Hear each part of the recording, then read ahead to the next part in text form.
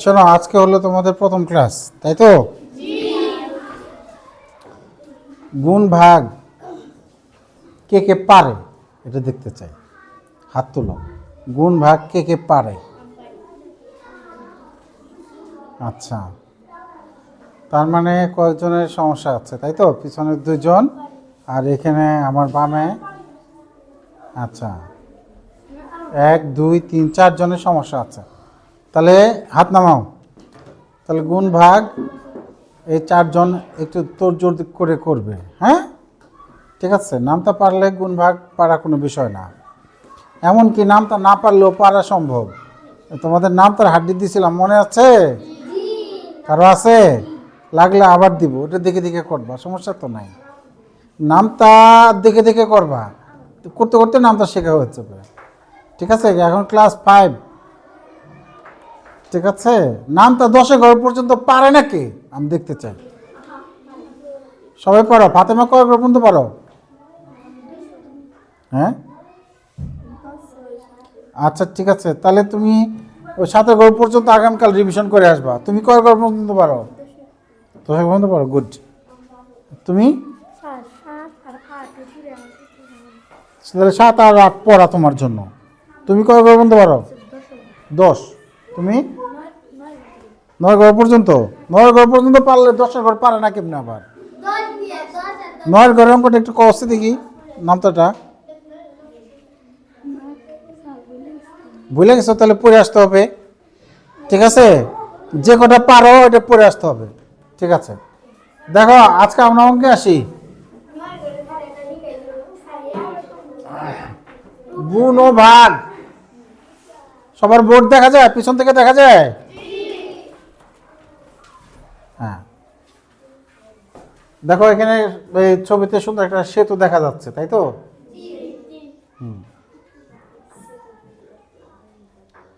এখানে এই বলেছে একটি, এই প্রশ্ন, একটি সেতু দিয়ে যদি দৈনিক 4614টি গাড়ি যাতায়াত করে তবে বছরে কয়টি গাড়ি যাতায়াত করবে?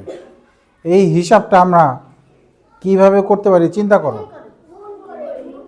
গুণ করে, আচ্ছা, কি দিয়ে কাকে গুণ করবে?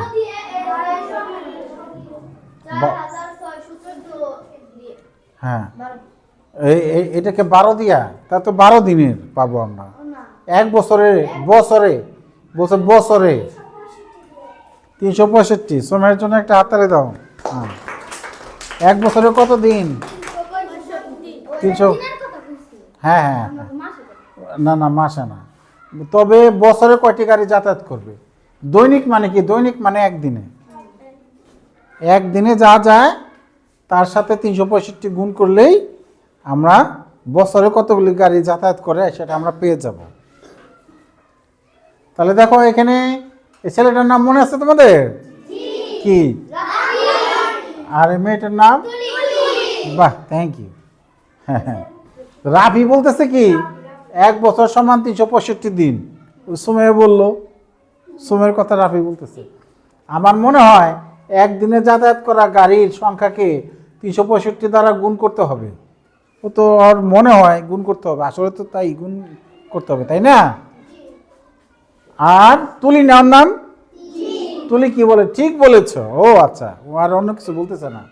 আমরা 4র্থ শ্রেণীতে 4 অঙ্কের সংখ্যাকে 3 অঙ্কের সংখ্যা দ্বারা গুণ করা শিখেছি। আচ্ছা, তাহলে গুণ করছে, তাহলে গাণিতিক বাক্যটা হবে কি? গাণিতিক বাক্যটা হবে 4614 গুণ 365। এটা সমান গুণ করে বসাতে পারলেই অঙ্ক হয়ে যাবে। দেখো এখানে গুণ করছে, প্রথমে 5 দিয়ে গুণ, আমরা তো গুণ যারা পারি সবাই জানি, তাই তো? প্রথমে 5 দিয়া 4614কে গুণ, তারপরে কত দিয়ে গুণ? 6 দিয়া, গুড। আসলে আমরা 6 দিয়া না, আসলে 60 দিয়ে গুণ করি।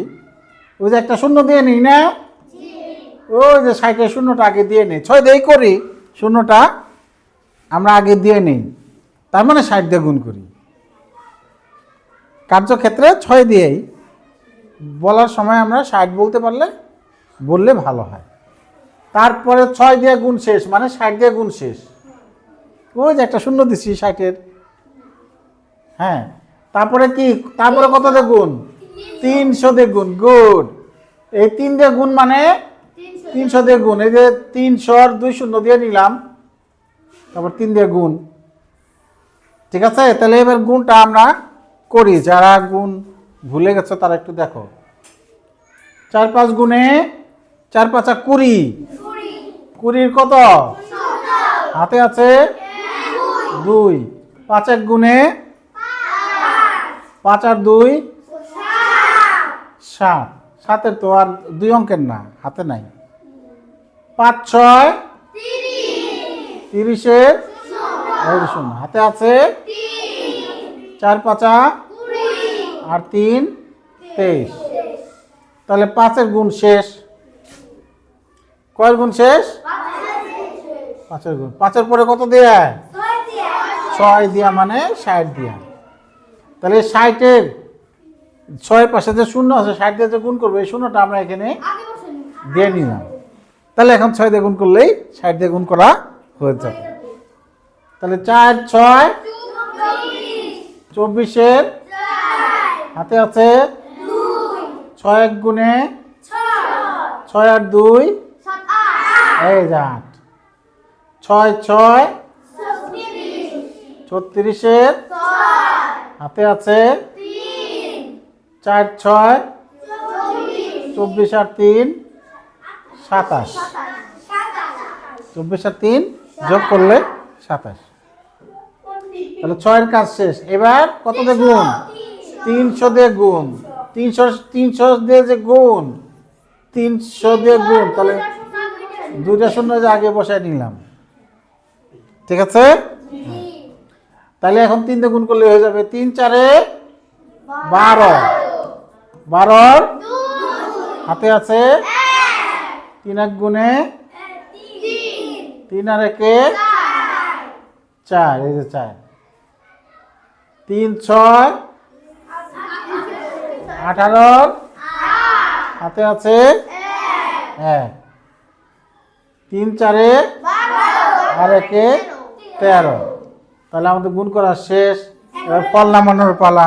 রোমান, গুণ করার শেষে এই যে ফলটা কিভাবে নামায়? এই যে এই শেষে তুমি কি জানো কিভাবে নামায়?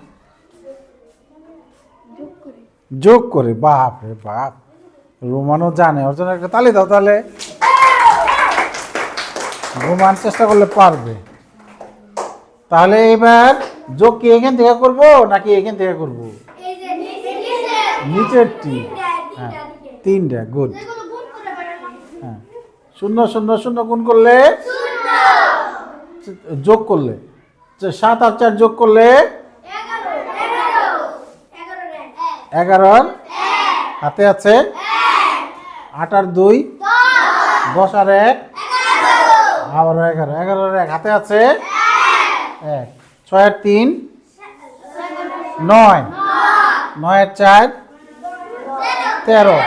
13-র 1 14-র আবার হাতে আছে হাতের 1 এবার আগে যোগ করে দিই। আগে যোগ করলেও পরে যোগ করলে 2 আর 1 7 আর 3 10। 10 আর 8 18-র হাতে আছে 3 2 5 আর 1 আর হাতে নেই 1 1। তাহলে পারবে না? এখন আমাদের এখানে একটা নাম জানতে হবে। গুণ্য। এই যাকে গুণ করা হয় তার নাম গুণ্য। ঠিক আছে, তাহলে এই যে 4614 ওর নাম হচ্ছে গুণ্য, আর যা দিয়ে গুণ করা হয় এটার নাম গুণক। ওর নাম কি? আর যে ফল পাইলাম আমরা গুণ করে 1,68,000 না, একক দশক শতক হাজার অযুত লক্ষ 16,84,000। 16,84,110 বছরে এতগুলা গাড়ি যাতায়াত করে। বাপ রে বাপ, লক্ষ গাড়ি। হ্যাঁ, ঠিক আছে। তাহলে গুণ করে যে ফল পাওয়া যায় সেটা কি? গুণফল। এই গুণ্য গুণক গুণফল কাকে বলে আসবে পরীক্ষায়? গুণ্য কাকে বলে?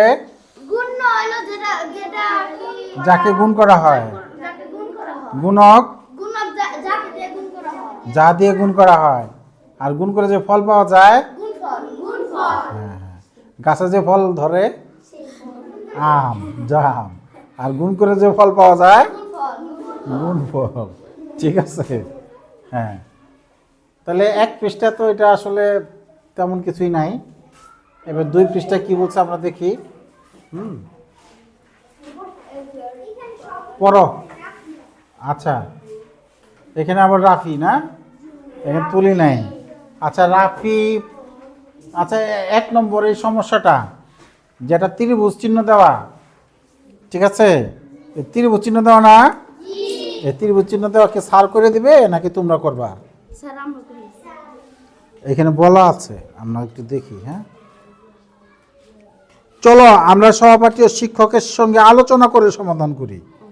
ত্রিভুজ দেওয়া থাকলে যেখানে আছে তোমাদের বইয়ের ওই যে সূচিপত্রের আগের পৃষ্ঠায় আছে, ত্রিভুজ চিহ্ন দেওয়া থাকলে এটা সবাই মিলে স্যারকে নিয়ে করতে হবে। আর এই চতুর্ভুজ দেওয়া থাকলে যুক্তিভাবে চিন্তা করে সমাধান করি। প্রয়োজনে সহপাঠীর সঙ্গে আলোচনা করি ও শিক্ষকের সহায়তা নেই। আগে নিজে চেষ্টা করতে হবে, তারপরে না পারলে সহায়তা। আর যেটা গোল, চলো আমরা নিজে নিজে সমাধান করি। যেটা গোল দেওয়া আছে বৃত্ত, ওটা নিজে নিজে করতে হবে। তাহলে এটা আমরা সবাই মিলেই করি। সবাই মিলে যেহেতু করব, তাহলে পড়তে হবে। মিনা পড়ো। পড়ো। পাইকারি মোবাইল ফোন বিক্রেতা কোনো এক মাসে প্রতিটি হ্যাঁ 8,536 টাকা 36 টাকা মূল্যে 972টি মোবাইল ফোন বিক্রয় করলেন। তিনি ওই মাসে মোট কত টাকার মোবাইল ফোন বিক্রয় করলেন? হ্যাঁ, তাহলে কি করতে হবে? এটা তাবাসসুম গুণ করতে হবে। গুণই করেছে এখানে, দেখো। তো রাফি বলতেছে, আমরা পূর্বের শ্রেণীতে শিখেছি একটি জিনিসের দাম দেওয়া থাকলে অনুরূপ নির্দিষ্ট সংখ্যক জিনিসের দাম গুণ করে বের করা যায়। তাহলে একটা দাম যদি দেওয়া থাকে, তাহলে অনেকগুলোর দাম আমরা গুণ করে বের করতে পারবো। মনে করো যে আমার হাতে এই কলমটার দাম 1,000 টাকা, ঠিক আছে? না, দামি জিনিস হইতে পারে, আমি দাম জানি না, ধরে নাও 1,000 টাকা। এখন 5টা কলমের দাম কত হবে? 1,000 গুণ 5,000, 1,000 গুণ 5, 5,000। 7টা কলমের দাম কত হবে? 1,000 গুণ 7, 7,000। এই কলমটার দাম মনে করি 6 টাকা, ঠিক আছে? তাহলে 6টা কলমের দাম কত হবে?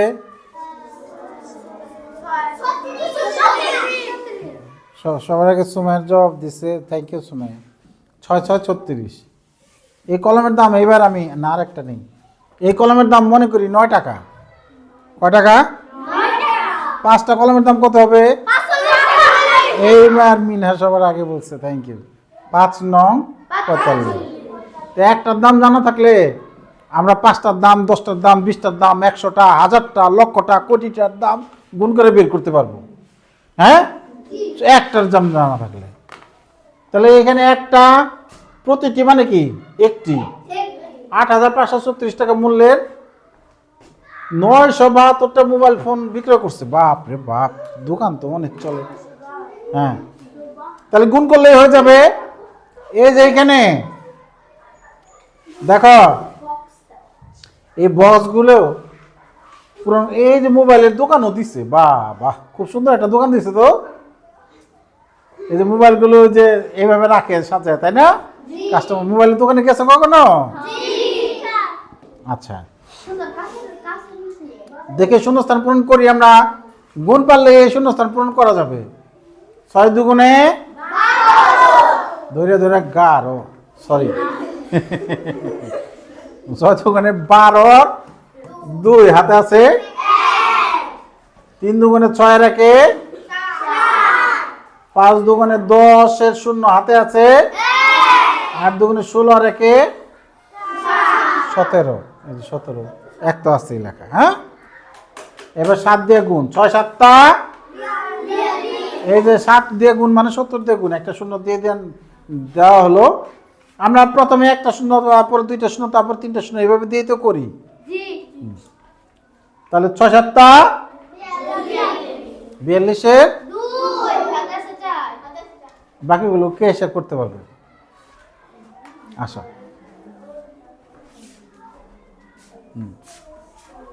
করো করো, এই সবাই দেখবা ও ঠিক করে কিনা। মুখে বলো জোরে জোরে। 6 7 42 হুম 42 2 হাতে আছে 4 হুম 4 3 7 21 আর 4 আর 4 এ 25-এর 25 5 তো এখানে নামে দিচ্ছে, হাতে আছে 2। গুড, এটা লাগবে আমাদের। 5 7 35 35 37 হ্যাঁ গুড, 35-এর 7 3 গুড।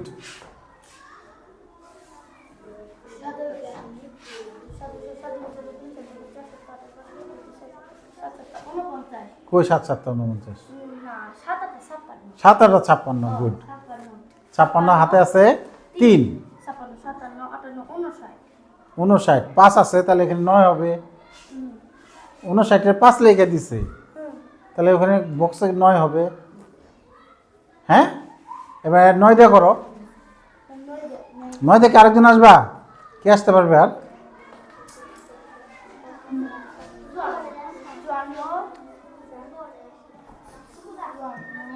54 4 হাতে আছে 5,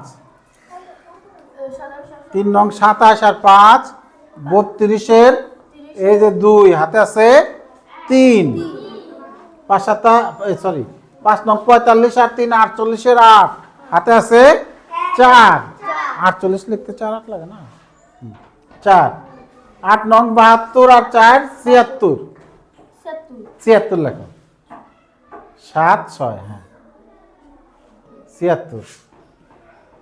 এবার যোগ করে দাও। হ্যাঁ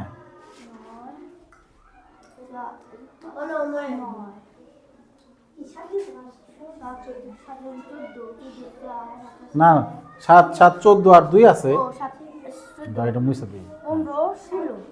হ্যাঁ হ্যাঁ 16 6 হাতে আছে 1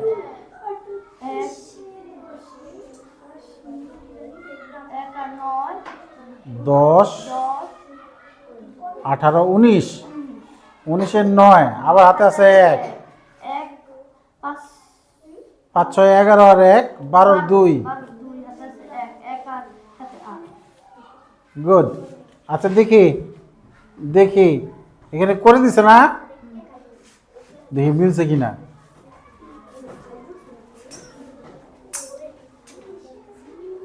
এটা করছে না অন্যটা করছে? ও আচ্ছা অন্যটা করছে। আচ্ছা তাহলে তিনি মোট কত টাকা বিক্রি করলেন? একক দশক শতক হাজার উজুত লক্ষ 82,96,992 টাকা। আচ্ছা আমার এখানে ক্যালকুলেটর আছে, তাহলে আমি একটু চেক করে দেই। ক্যালকুলেটর দিয়ে একটু চেক করি। এই যে ক্যালকুলেটর দেখছ, তাহলে 8,536 8,536 গুণ 972, তাহলে 82,96,992। বাহ, এবার মিনার জন্য তালি দাও। ঠিক আছে, হ্যাঁ হ্যাঁ। তাহলে এই প্রক্রিয়া অনুসরণ করে এখন এইটা গুণ করবা। এই যে গুণ তো দুইটা দেখাইলাম, ঠিক আছে? এখন সবাই খাতা কলম বের করে এটা করো, উপরে নিচে গুণ করো, শুরু করো। Let's start.